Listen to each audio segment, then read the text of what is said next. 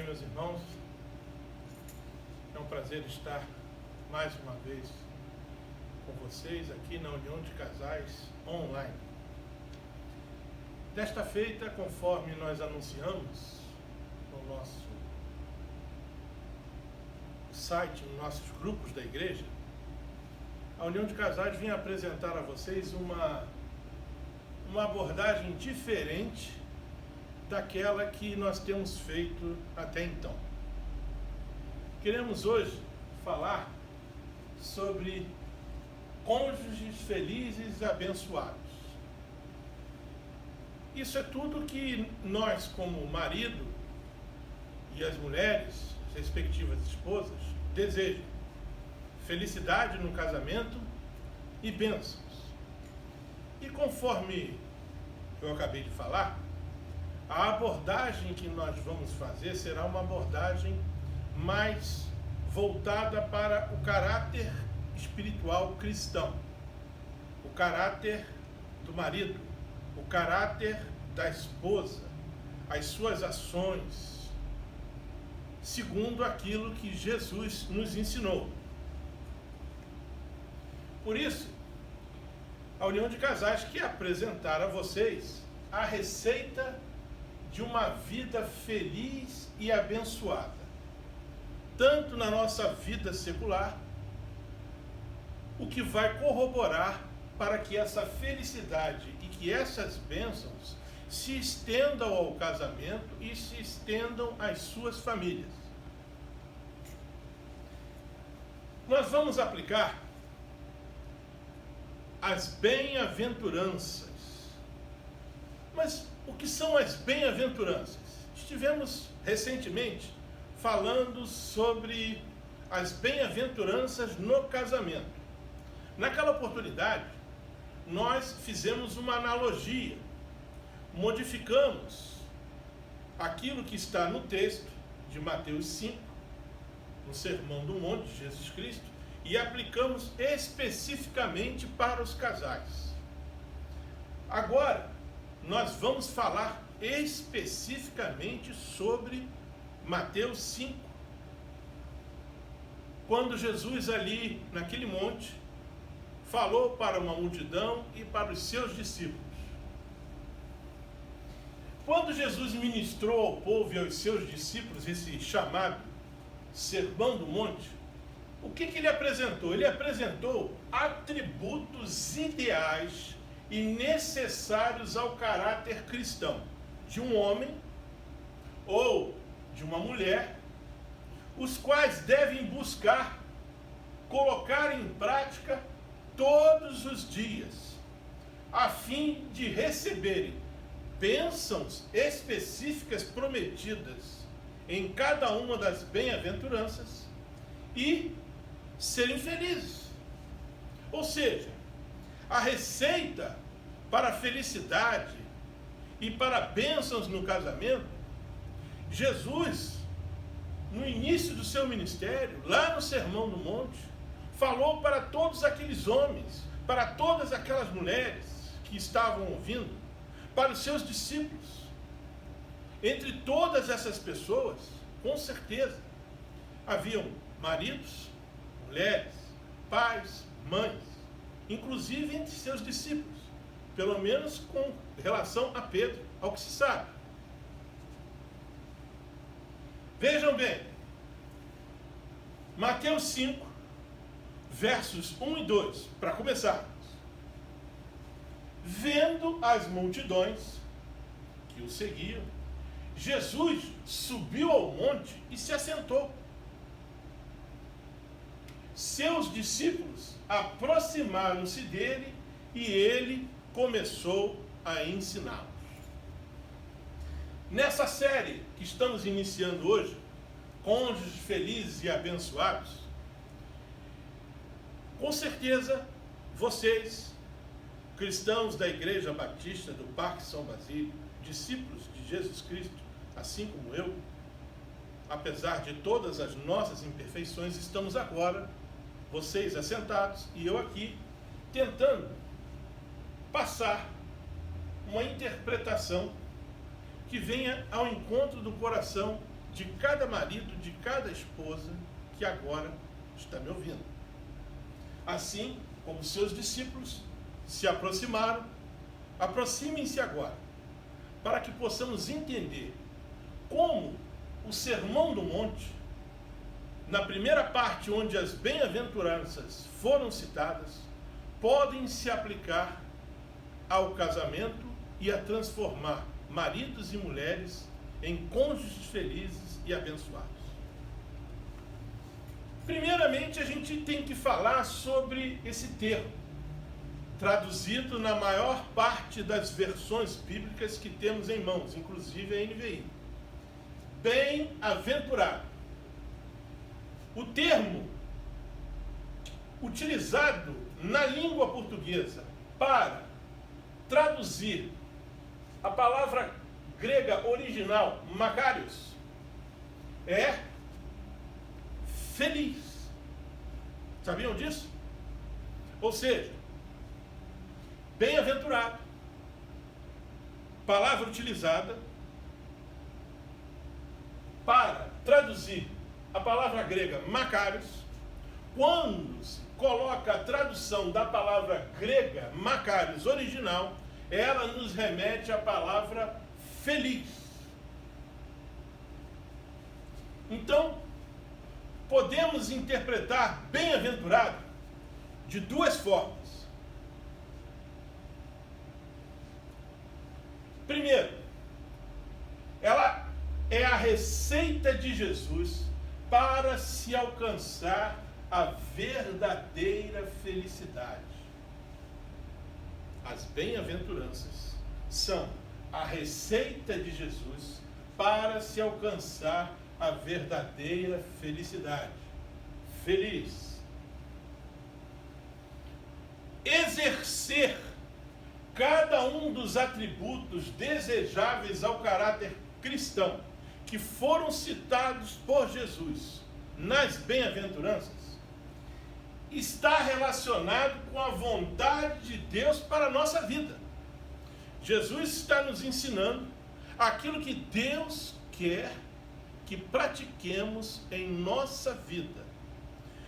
Jesus está descrevendo nas bem-aventuranças as características que um cristão deve ter para ser feliz. E assim, íntima e espiritualmente falando, essas características nos tornarão felizes. Nas versões bíblicas da língua inglesa,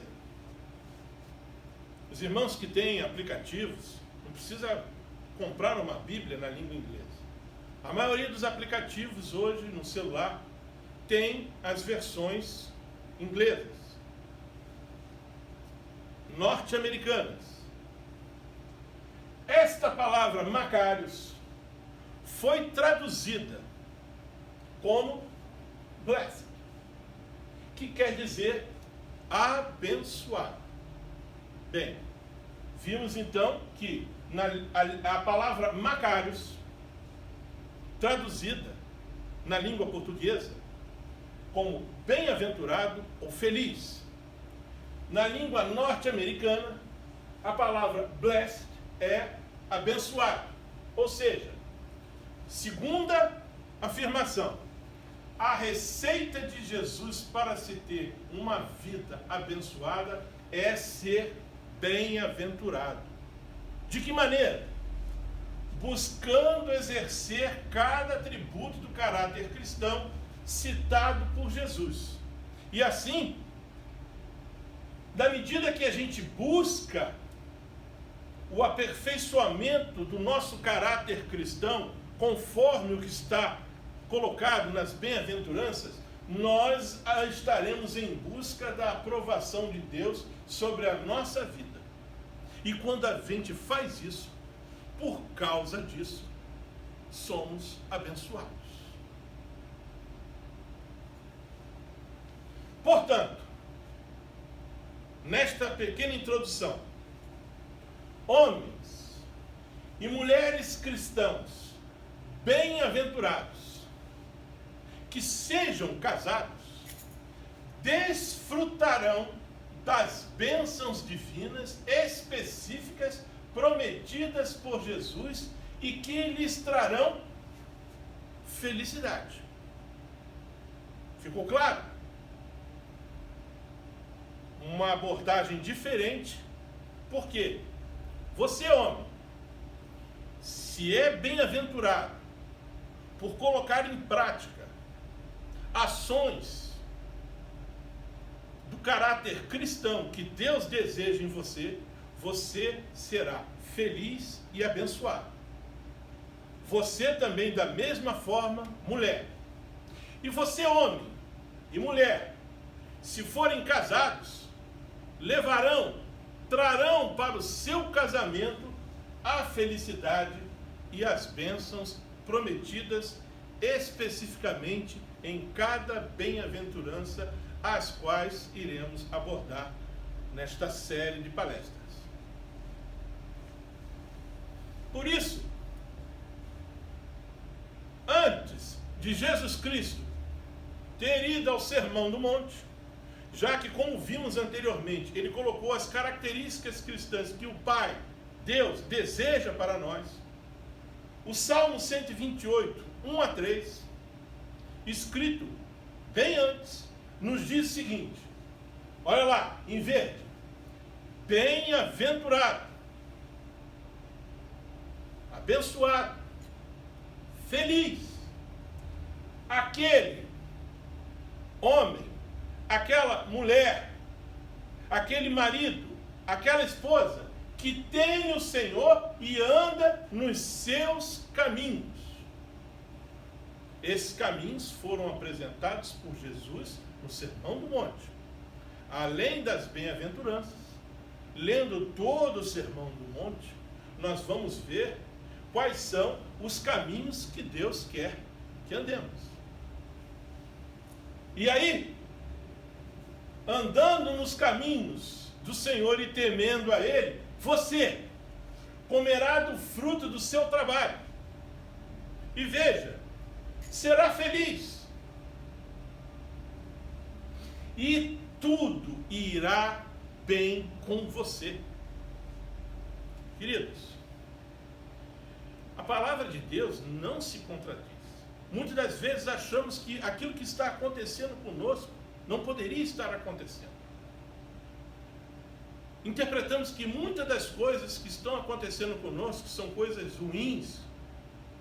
Mas veja, a palavra de Deus diz que aquele que teme ao Senhor e anda nos seus caminhos será feliz e tudo irá bem com você. Porque todas as coisas contribuem para o bem daqueles que amam a Deus, segundo os propósitos de Deus. Sua esposa, olha aqui, no interior de sua casa será como a videira frutífera. Nós sabemos quantos exemplos na Bíblia temos sobre a videira, sobre frutos. O próprio Jesus se intitulou como a videira verdadeira. Nós, como estamos nele, nós vamos frutificar como uma videira. As esposas, seus filhos serão como rebentos da oliveira ao redor da sua mesa. Outra árvore, o azeite, as oliveiras, muito comuns naquela região, de quando esses fatos aconteceram. Seus filhos estarão lá à mesa, não serão filhos trabalhosos, serão como rebentos de oliveira ao redor da sua mesa. Algo muito pouco praticado nos dias de hoje. A mesa. O pai, a mãe, os filhos reunidos à mesa. Eis como será abençoado o homem que teme ao Senhor. Há alguma dúvida ainda?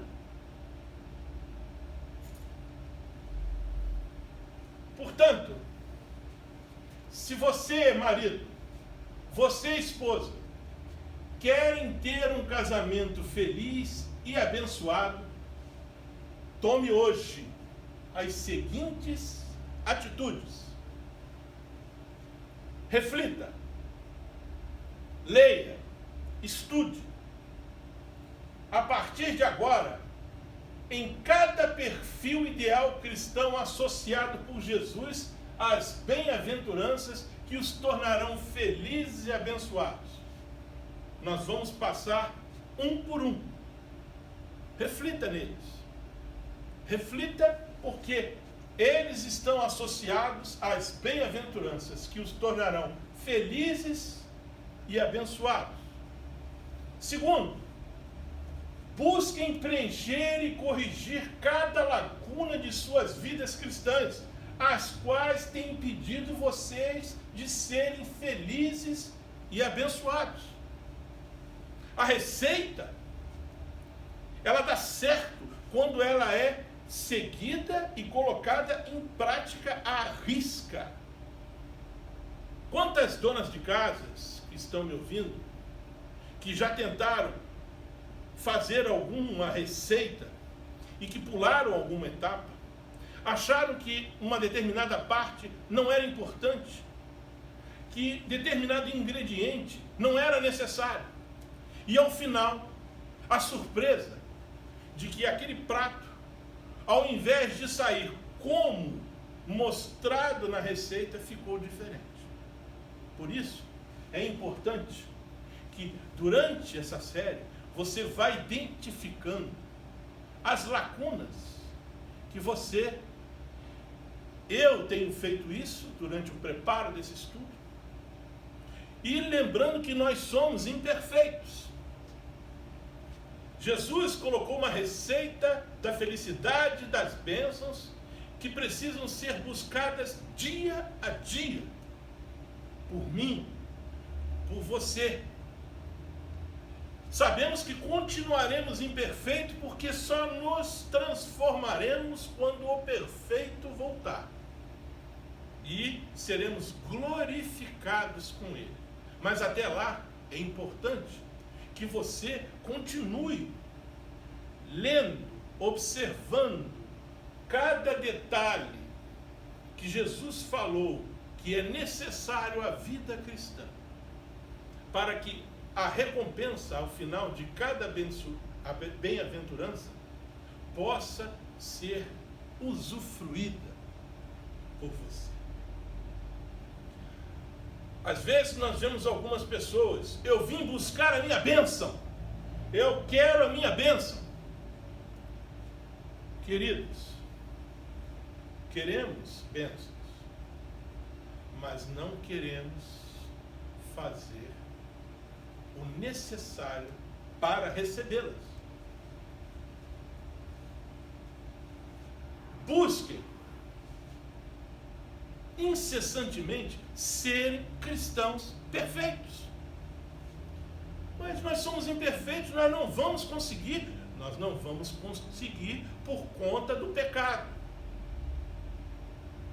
Pelo pecado de um, todos nós nos tornamos pecadores e fomos destituídos da glória de Deus. E por isso somos imperfeitos.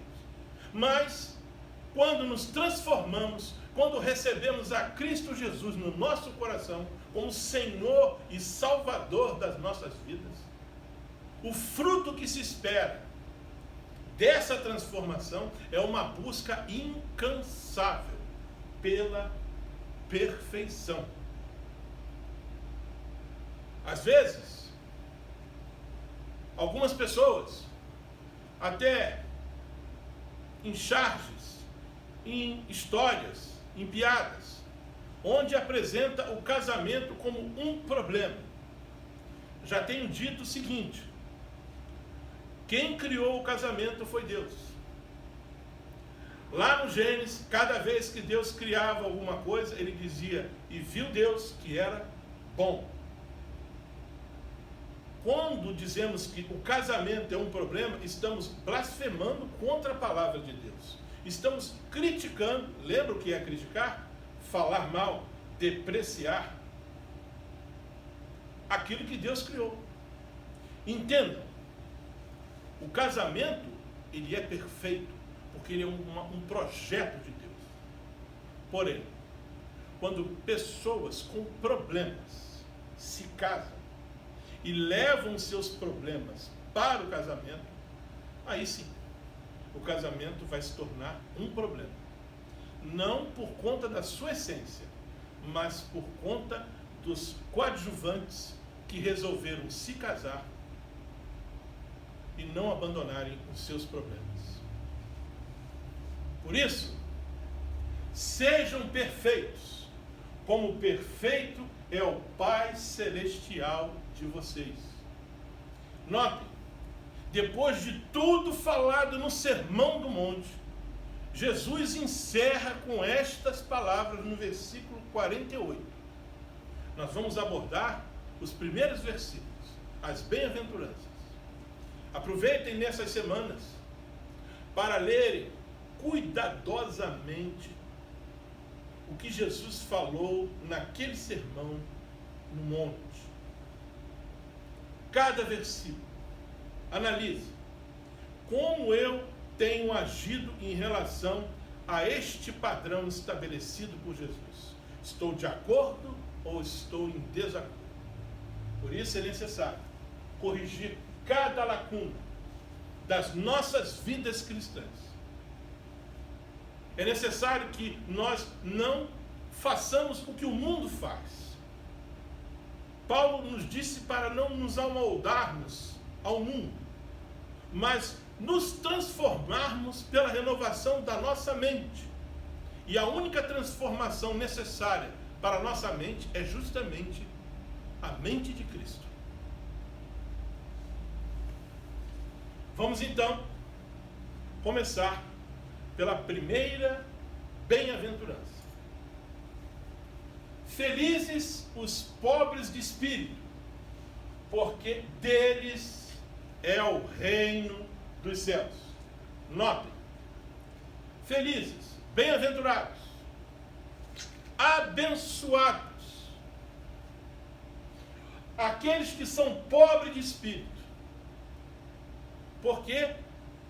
Porque deles é o reino dos céus. O reino dos céus nos pertence a partir do momento em que nos tornarmos pobres de espírito. Mas afinal, o que significa ser pobre de espírito? Primeiro, eu quero dizer para você o que pobre de espírito não é. Vamos lá? Pobre de espírito não se trata de pobreza material ou econômico-financeira. Eu sou uma pessoa pobre de espírito, que não estudei, que não consegui um bom emprego, e eu vivo com dificuldades. Eu sou pobre de espírito. Não. Você pode ser pobre materialmente falando, econômico-financeiramente falando, por inúmeras razões. Mas isso não é pobreza de espírito. Por quê? Deuteronômio, 1 Samuel, Provérbios. Depois os irmãos anotam os textos que estão consolidados. Sempre haverá pobres na terra. Palavra de Deus. Sempre haverá pobres na terra. O Senhor é quem dá pobreza e riqueza. Há um texto que diz que Deus criou até o ímpio para a sua condenação. Como? Disse Deus, eu sou. Os desígnios de Deus são insondáveis. O rico e o pobre têm isto em comum. Qual é o que há de comum entre o rico e o pobre? O Senhor é o Criador de ambos. Por isso, você marido, você esposa, pode viver com dificuldades, ou pode ter tudo o que uma família de classe média alta pode ter na sua casa. Isso não vai lhe trazer felicidade, porque você não é pobre de espírito.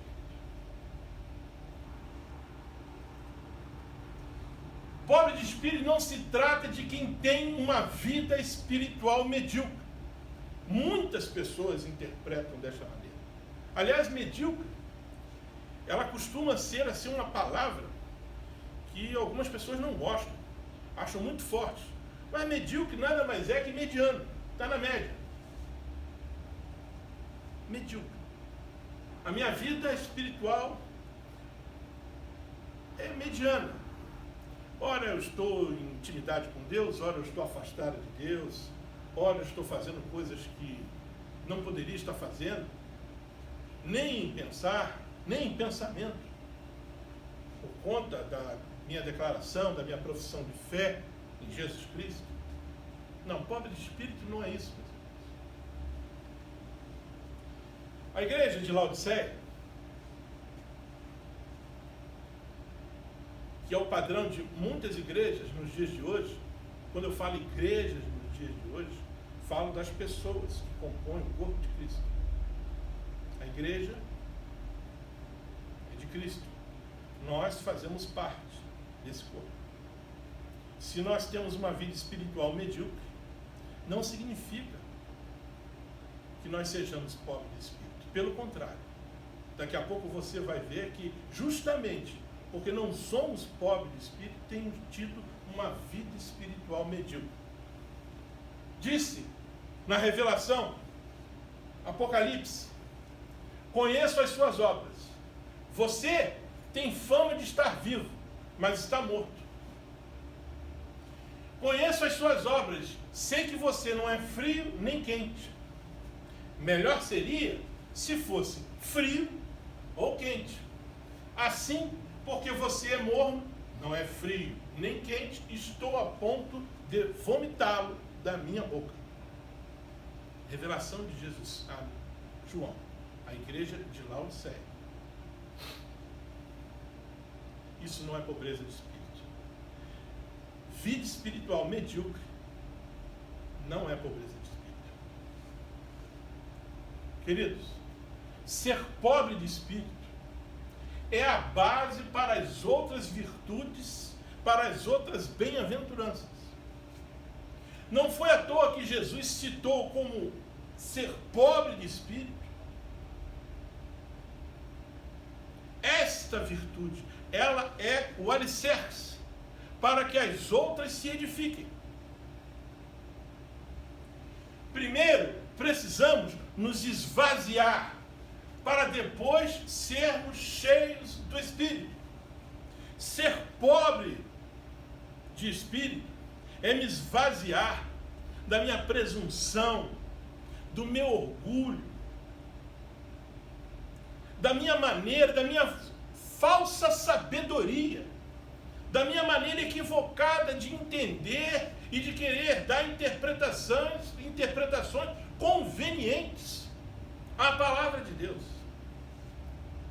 Por isso, precisamos ser pobres do nosso espírito, do nosso eu, nos esvaziarmos.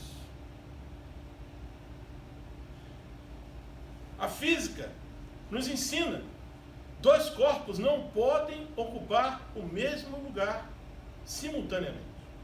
Para que o Espírito de Deus preencha a nossa vida, é necessário que nos esvaziemos de nós mesmos.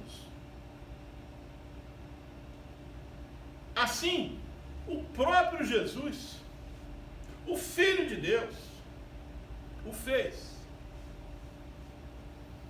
Paulo, na sua carta aos Filipenses, diz: seja a atitude de vocês, a minha, a sua, a mesma de Cristo Jesus, que, embora sendo Deus, não é o meu caso, nem o seu, ele era Deus, não considerou que o ser igual a Deus era algo a que devia apegar-se.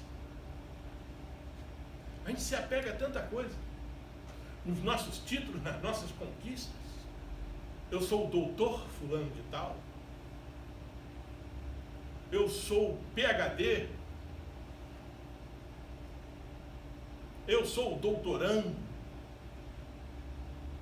Jesus era o Filho de Deus. E nem por isso se apegou a isso. Esvaziou-se. A gente precisa se esvaziar de tudo isso. Do nosso orgulho, dessa soberba, dessa empáfia, dessa presunção que somos alguém. Mas Jesus esvaziou-se a si mesmo. Se tornou pobre de espírito no que se referia à sua humanidade, porque ele foi feito homem. Ele tinha os mesmos desejos, as minhas aspirações, sofria as mesmas tentações como homem, mas ele, como homem, se esvaziou de si mesmo, se tornou pobre de espírito, assim como eu e você devemos fazer. Vindo a ser servo. Temos sido servos. Servo é aquele que serve. Temos sido servos de Deus. Temos servidos a Deus da maneira que Ele deseja, tornando-se semelhante aos homens. Assim Jesus fez. E sendo encontrado em forma humana, humilhou-se a si mesmo e foi obediente até a morte, e morte de cruz, porque ele, antes de mais nada, se considerou servo e esvaziou-se da sua humanidade. Temos sido pobres de espírito. Ser pobre de espírito é esvaziar-se da falsa sabedoria humana, da nossa soberba, da nossa presunção. Presunção é você se achar. E quando você se acha, você se torna arrogante. Olha o que a palavra de Deus nos ensina. Porque a sabedoria deste mundo, com a qual nós que estamos aqui nesse mundo que jaz no maligno, muitas vezes queremos nos identificar, é loucura aos olhos de Deus. Atente para esse texto. Loucura. Mas Ele nos concede graça maior. É sempre a graça salvadora que pode nos resgatar. Por isso diz a Escritura: Deus se opõe aos orgulhosos. Você é orgulhoso? Eu sou orgulhoso? Deus se opõe a mim, se opõe a você, se opõe aos orgulhosos. Mas Ele concede graças aos humildes. Por isso que a segunda parte da bem-aventurança em diante vai falar sobre os humildes. Lembra? O primeiro é a pobreza de espírito. É eu me esvaziando do meu orgulho, da minha soberba, para eu me tornar um servo humilde. Essa é a receita de eu me tornar um homem e um marido feliz e abençoado. Uma mulher e uma esposa feliz e abençoada. Pois todo aquele que a si mesmo se exaltar será humilhado. E todo aquele que a si mesmo se humilhar será exaltado. Esses paradoxos que o assim chamamos, quando comparamos com o que o mundo pede de nós, e com aquilo que vai ser falado na continuidade desse texto de Mateus 5, pagar mal com bem, tantas outras coisas que são absurdas. aos olhos do mundo. Vai depender do esvaziamento de nós mesmos e de nos tornarmos humildes. Ser pobre de espírito, meus irmãos, é agir como o publicano. É o publicano. Lembram alguma coisa a vocês? Aquela frase que o pastor fala dominicalmente ao encerrar o culto. Lembre-se de quem? Do fariseu e do publicano. O publicano, por que o pastor está falando sobre isso? Para que, ao lermos o texto, possamos ver o quanto ele se esvaziou de si próprio, enquanto que o outro, o quanto que ele se exaltou. 2 homens subiram ao templo para orar. Um era fariseu, o outro publicano. Mas o publicano ficou à distância. Ele não se considerou nem digno de se aproximar. Ele nem ousava olhar para o céu, rosto prostrado, mas batendo no peito dizia: Deus, Senhor Deus, tenha misericórdia de mim, que sou pecador. Ser pobre de espírito é agir como publicano. Ser pobre de espírito é agir como Jeremias. Jeremias, depois que Deus falou para ele que ele foi escolhido no ventre, era para quê? Eu fui escolhido no ventre antes mesmo de nascer. Eu sou o cara. Eu sou o maior dos profetas. Já pensou? Ouvir do próprio Deus? Antes de formá-lo no ventre, eu escolhi. Antes de você nascer, eu o separei e o designei profeta das nações. Olha Jeremias. Foi assim que aconteceu? Não. Mas Jeremias disse: Ah, soberano Senhor, eu não sei falar, pois ainda sou muito jovem. Hoje em dia, isso aqui é um paradoxo quando a gente lida com os nossos jovens.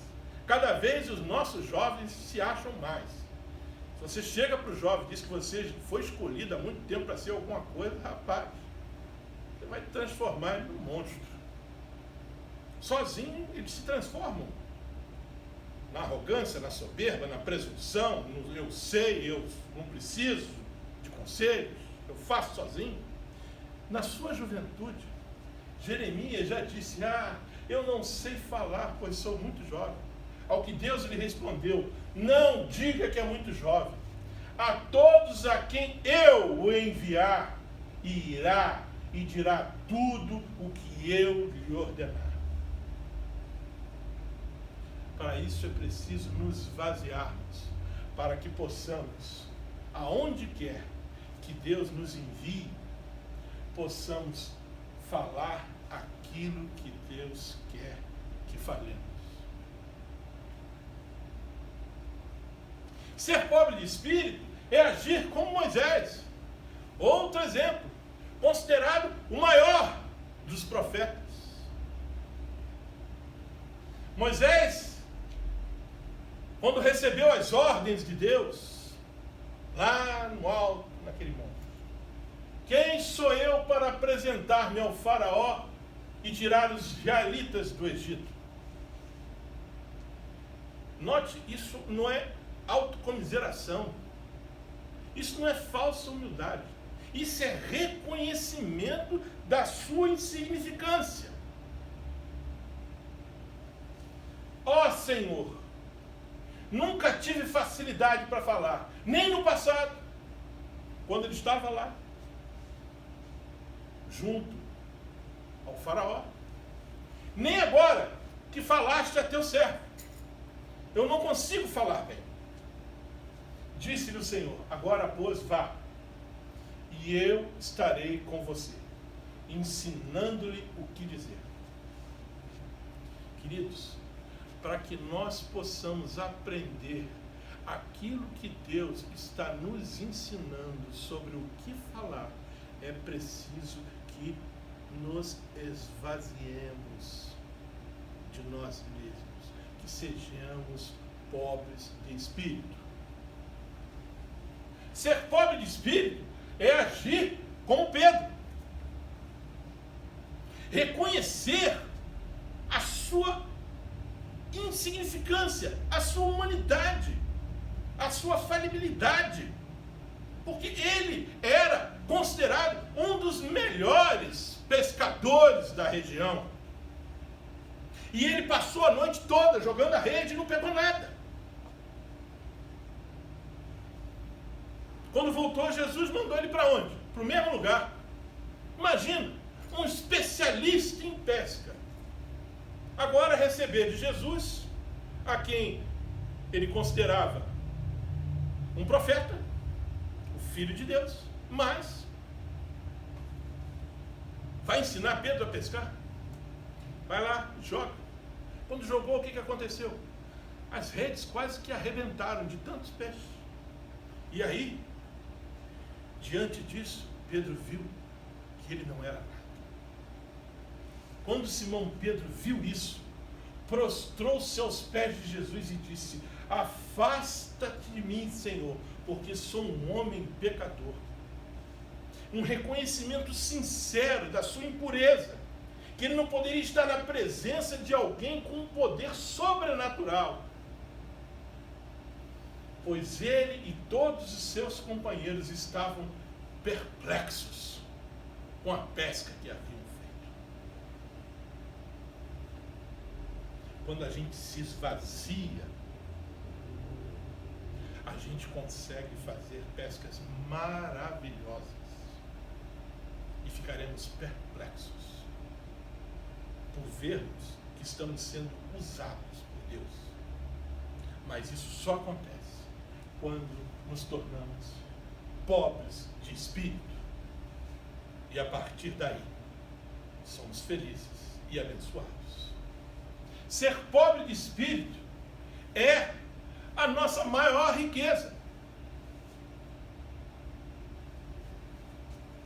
O anjo da igreja em Esmirna escreve: estas são as palavras daquele que é o primeiro e o último, que morreu e tornou a viver. Quem é? Jesus Cristo. Conheço suas aflições e a sua pobreza, mas você é rica.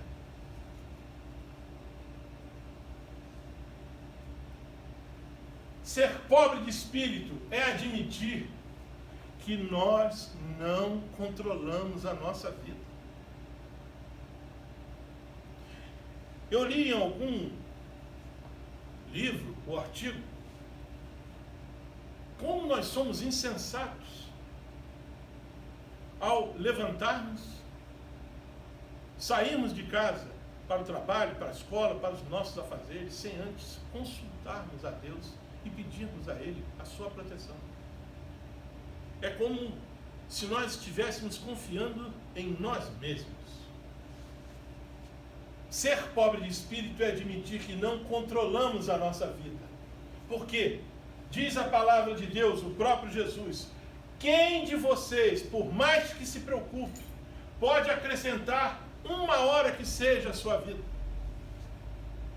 É bem verdade que aqueles que estão enfermos estão preocupados se vão ficar curados, se vão viver.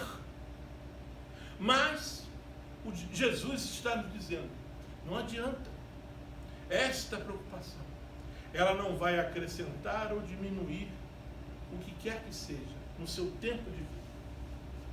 Portanto, não se preocupem dizendo, e eu agora, mais uma vez, insistindo, os irmãos me conhecem, já ouviram falar diversas vezes sobre isso, mas infelizmente, de vez em quando, tenho ouvido meus queridos irmãos, ao ministrarem, trocarem um advérbio importantíssimo desse texto.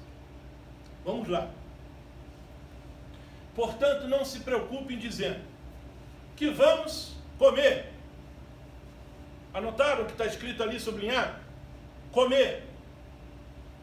Ou o que vamos beber.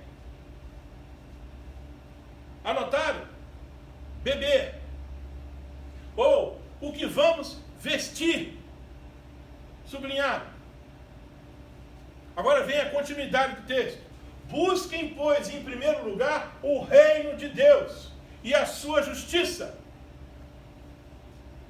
O reino de Deus e a justiça vai ser falado daqui a pouco. A gente vai saber como é que a gente consegue o reino de Deus e a sua justiça. E todas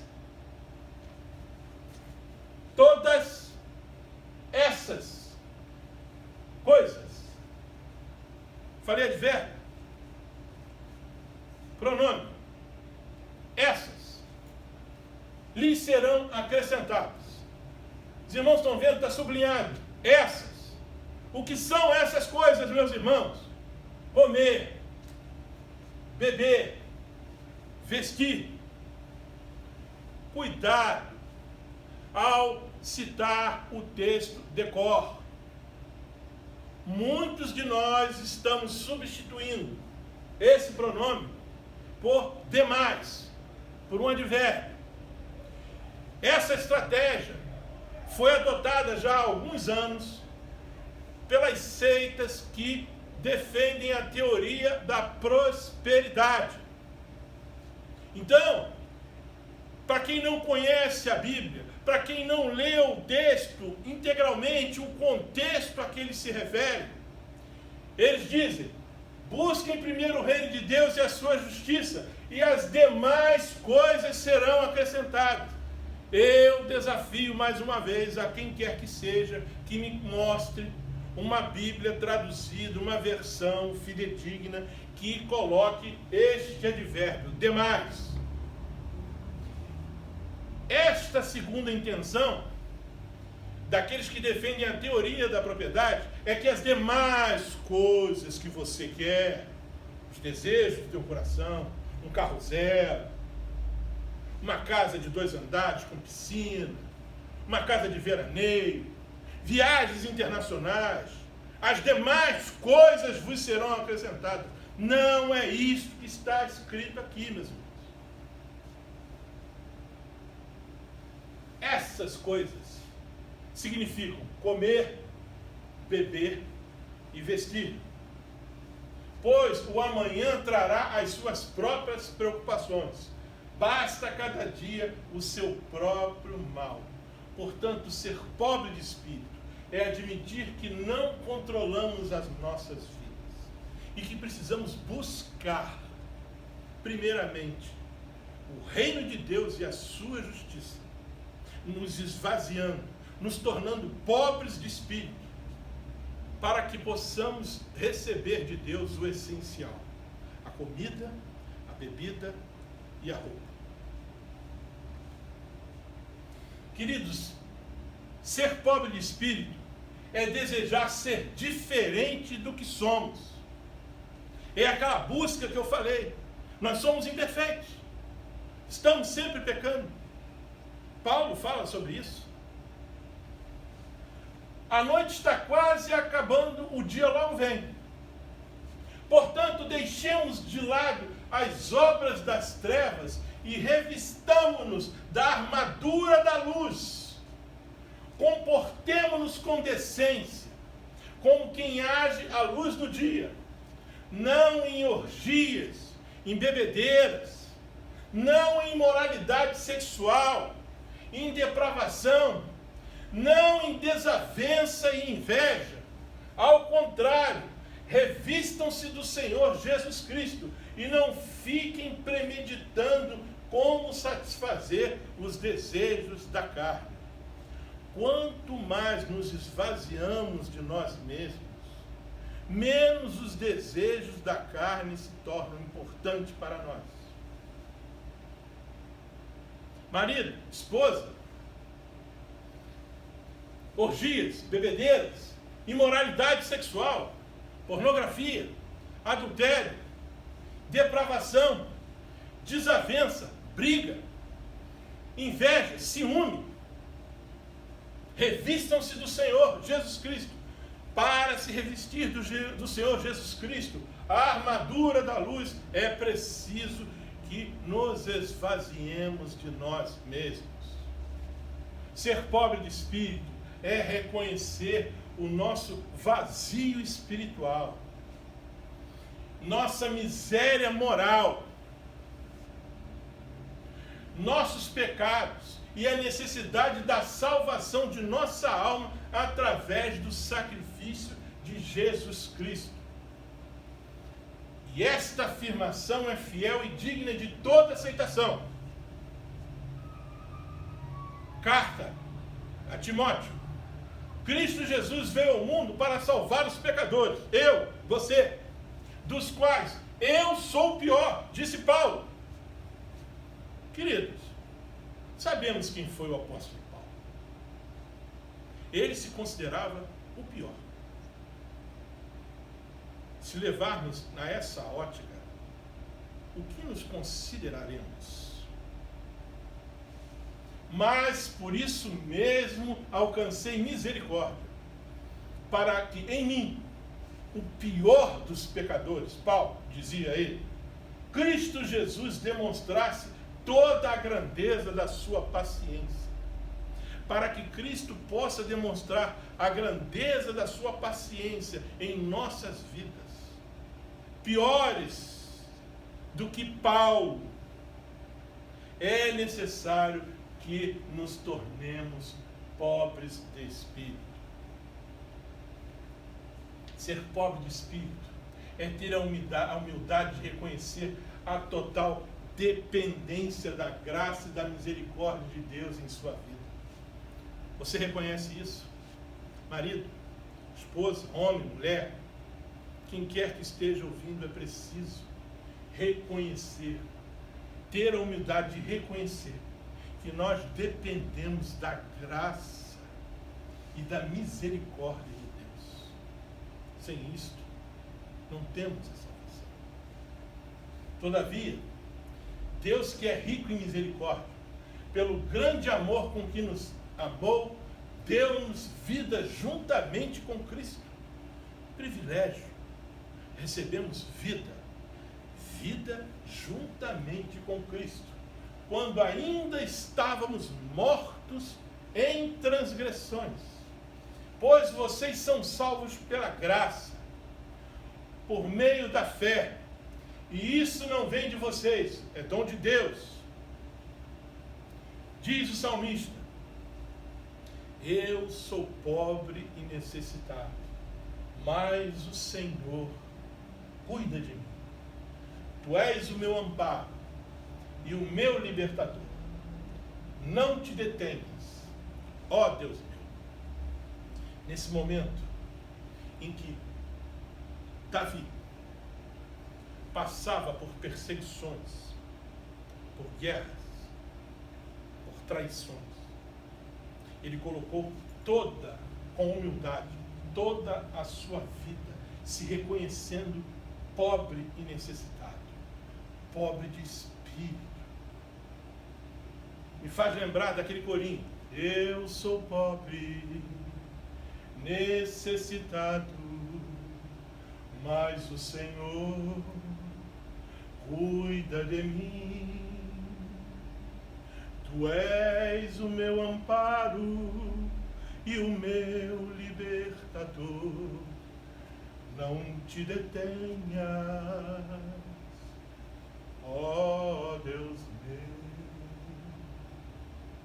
Sejamos pobres de espírito como Davi. Por isso, felizes os pobres de espírito, porque deles é o reino dos céus.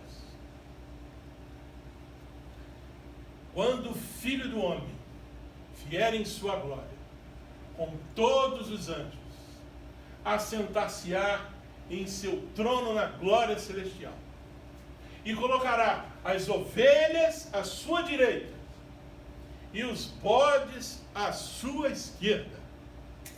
Então o rei dirá aos que tiverem à sua direita, os pobres de espírito: venham, benditos de meu Pai. Recebam como herança o reino que lhes foi preparado desde a criação do mundo. Perceberam? Desde a criação do mundo. Deus sabia da queda do homem. Jesus, que lá estava com ele, já estava com a sua missão planejada. Ovelhas e bodes. Eu até poderia aproveitar, porque a palavra de Deus que nem todo aquele que diz Senhor, Senhor entrará no reino dos céus. Ovelhas e bodes, nem aqueles que dizem mé, mé, entrarão no reino de Deus.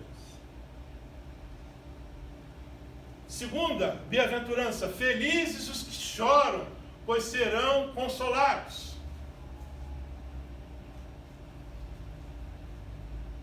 Feliz o que chora. O que não é esse choro? Não se trata de um choro emotivo por qualquer razão pessoal. Tem muitas pessoas que são chamadas de choronas, estão sempre chorando, por motivos tristes, alegres, e sem ter motivo nenhum estão chorando. Jacó, por exemplo, rasgou suas vestes, vestiu-se de pano de saco e chorou muitos dias por seu filho. Mas esse não é o choro referenciado na bem-aventurança. Não se trata de um choro indevido de murmuração, porque às vezes a gente está chorando, mas a gente está murmurando, está reclamando. Olha lá, em Deuteronômio 1,45, vocês voltaram e choraram perante o Senhor, mas Ele não ouviu o seu clamor, nem lhes deu atenção. Não adiantou chorar. Por quê? Era um choro de murmuração contra Deus. Nem é um choro de medo das consequências dos erros cometidos. A gente faz o que não deve, depois chora. Não é esse choro, mas não é mesmo. E vocês não farão acordo com o povo desta terra, mas demolirão seus altares. Isso foi o que Deus ordenou ao povo de Israel. O que eles fizeram? Por que vocês não me obedeceram? Diz o Senhor. Portanto, agora lhes digo que não os expulsarei da presença de vocês. O povo que estava massacrando os amonitas e outros, o povo de Israel, não os expulsarei. Vou deixar vocês sofrerem. Portanto, não os expulsarei da presença de vocês, eles serão seus adversários, e os deuses deles serão armadilha para vocês. E aí, quando o anjo do Senhor acabou de falar, todos os israelitas, o povo chorou em alta voz. Adiantou? Nada. Isso é choro de remorso, choro dos erros cometidos. Não é esse o choro que vai tornar você feliz. Não é um choro falso, só de aparência teatral e apelativo, como foi o de Dalila.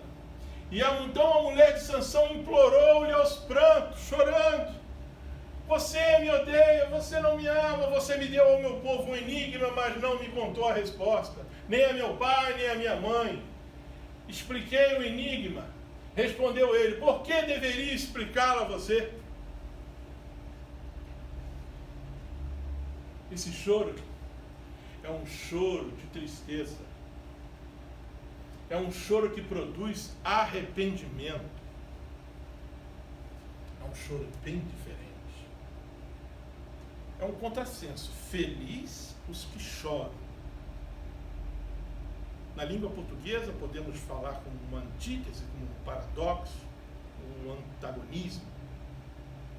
Mas tudo isso que eu falei é bem-aventurança. Você será feliz se chorar por conta da tristeza que que o arrependimento que o pecado traz a você. Pedro se lembrou da palavra de Jesus, tinha dito: antes que o galo cante, você me negará 3 vezes. E saindo dali, Pedro chorou amargamente. Aquele a quem ele tinha dito que amava, que nunca abandonaria. Quando chegou na hora, Pedro negou a Cristo. É um choro sincero e espontâneo de arrependimento.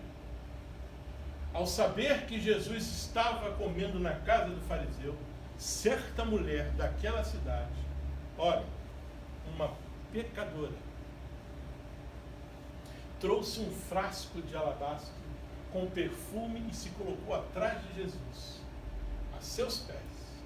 Chorando, começou a molhar-lhe os pés com suas lágrimas. Depois os enxugou com seus cabelos, beijou-os e os ungiu com perfume. Um choro de arrependimento, de se reconhecer pecador,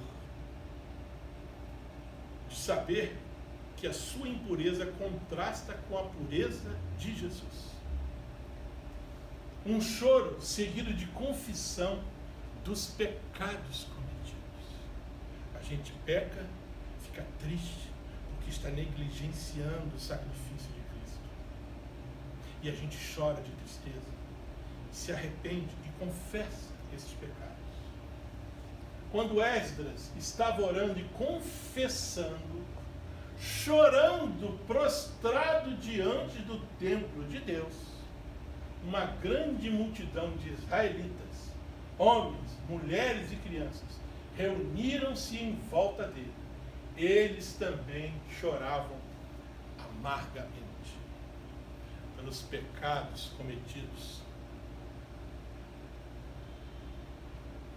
Um choro de súplica a Deus por sua misericórdia.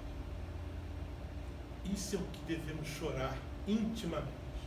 Todavia, ainda agora diz o Senhor: convertei-vos a mim de todo o vosso coração, e isso com jejuns, e com choro, e com pranto. Rasguem o coração, e não as vestes. Muitas das vezes nós estamos rasgando as nossas vestes, mas o nosso coração não está sendo rasgado, não está sendo dilacerado. É preciso rasgar o coração. Voltem-se para o Senhor, o seu Deus, pois Ele é misericordioso e compassivo, muito paciente e cheio de amor. Ele arrepende-se e não envia desgraça. Você já pensou se para cada vez que cometêssemos pecados, Deus nos mandasse uma desgraça?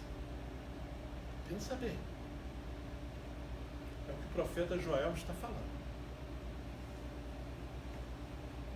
Um choro pelos pecados dos que rejeitam a Cristo.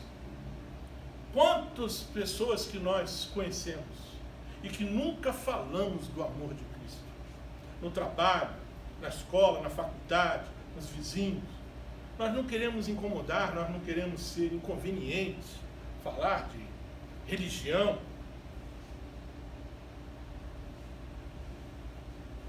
Paulo disse: porque muitos há, muitos, dos quais repetidas vezes vos disse, e agora vos digo, até chorando, que são inimigos da cruz de Cristo. Paulo chorava por aqueles que ouviam, mas que rejeitavam a Cristo. Quantos parentes, quantos amigos que precisam ouvir de Cristo? Precisamos chorar e falar do amor de Cristo. Um choro espiritual de indignação contra a miséria e a injustiça. Nós temos visto tanta coisa, tanta gente morando na rua. Nossa igreja tem tido essa preocupação com os trabalhos que têm sido feitos com drogados, viciados, abandonados, moradores de rua. É preciso que tenhamos um choro espiritual por eles. Erga a voz e julgue com justiça. Defenda os direitos dos pobres e dos necessitados. Não pervertam a justiça, nem mostrem parcialidade. Não aceitem suborno, pois o suborno cega até os sábios e prejudica a causa dos justos. Não sei quantos de nós temos condições de nos manifestarmos politicamente, baseado nesta palavra, contra as injustiças sociais. Quem cometer injustiça receberá de volta injustiça, e não haverá exceção para ninguém. Deus retribuirá a cada um conforme o seu procedimento. É preciso que, como igreja, como corpo de Cristo, nos mobilizemos em prol das injustiças, da miséria que está à nossa volta, à nossa porta. Um choro espiritual quando somos privados da bênção de Deus por causa do pecado. Quantas pessoas que têm deixado de usufruir da perfeita, agradável vontade de Deus para as nossas vidas, porque estamos conectados com o mundo. Vão para a terra onde há leite e mel com fartura. Disse Deus: mas eu não irei com vocês, pois vocês são um povo obstinado, um povo rebelde. Nós temos sido rebeldes com relação à palavra de Deus. Lemos os textos que nos convêm, lemos os textos que nos confortam, mas não queremos ler os textos que apontam para os nossos pecados, que nos exortam a sermos crentes melhores. E eu poderia destruí-los no caminho, disse Deus. Não vou mais com vocês. É melhor que eu não vá, senão eu vou destruir vocês. E foi o que acabou acontecendo com aquela geração.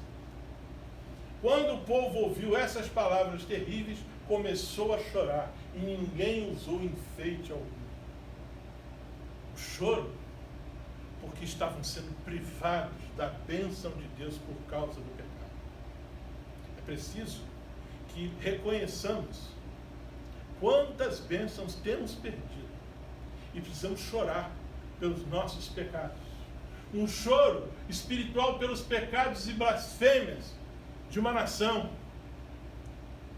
O nosso país, rios de lágrimas correm dos meus olhos porque o meu povo foi destruído. Jeremias, lamentando-se: é por isso que eu choro, as lágrimas inundam os meus olhos, porque ninguém está por perto para consolar, não há ninguém que restaure o meu espírito. Por quê? Meus filhos estão desamparados, porque o inimigo prevaleceu. E o inimigo tem prevalecido no nosso país. Precisamos orar, precisamos chorar com o íntimo da nossa alma pelo nosso país, assim como Jeremias fez pelo seu povo. Rogar a Deus: feliz é a nação cujo Deus é o Senhor. Feliz, felizes e abençoados. Felizes os que choram, porque serão consolados. Aqueles que semeiam com lágrimas, com cantos de alegria colherão. Aquele que sai chorando enquanto lança a semente, voltará com cantos de alegria, trazendo seus feixes. Digo-lhes que certamente vocês chorarão e se lamentarão, mas o mundo se alegrará. Vocês se entristecerão, mas a tristeza de vocês se transformará em alegria. Ele enxugará dos seus olhos toda lágrima. Seremos consolados. Não haverá mais morte, nem tristeza, nem choro, nem dor, pois a antiga ordem já passou. Que possamos chorar, e que ao chorarmos pelas razões devidas, sejamos com isso felizes. Nesta semana, se vierem as tempestades, as lutas, as perseguições, as tentações, os sofrimentos e os problemas, nos apresentaremos diante de Deus em oração e Ele nos dará a vitória. Que Deus a todos abençoe. Amém.